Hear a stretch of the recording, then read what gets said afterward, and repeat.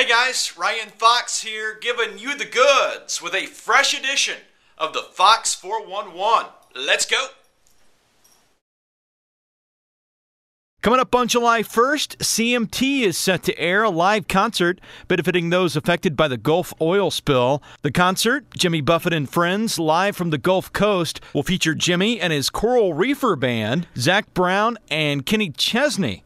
However, look for that lineup to grow as the show gets closer. And for more details and ways you can help, just head to cmt1country.com. Now, if you're a Kenny Chesney fan, you'll be happy to know this. Kenny will release his first studio album in 3 years on September 28th.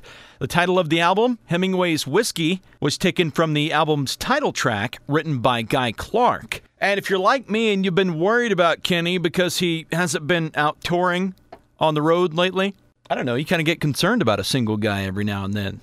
Maybe he's bored or he could be lonely. Yeah, but I think he's doing all right.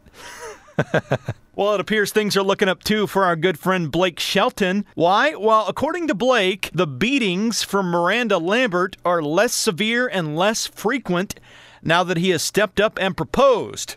That's good to hear. But Blake, is it the beatings that are bad, or is it the dreaded Miranda Lambert Pringle mouth that you should be afraid of? I mean, that looks pretty scary.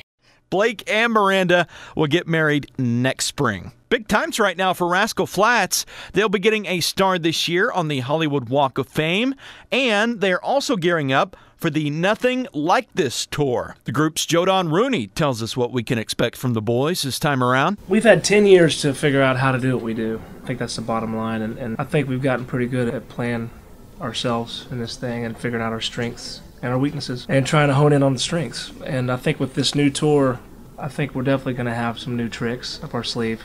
I think we're going to be able to do some things we weren't able to do with all the other tours to this point, just because we have so many more songs now. We have so much more we can do. Look for that tour to kick off this Friday night in Raleigh, North Carolina. And finally, during Keith Urban's Saturday night show in Chicago, he led the crowd in singing Happy Birthday to his lovely wife, Nicole Kidman, whose birthday was on Sunday. And I know what you're thinking.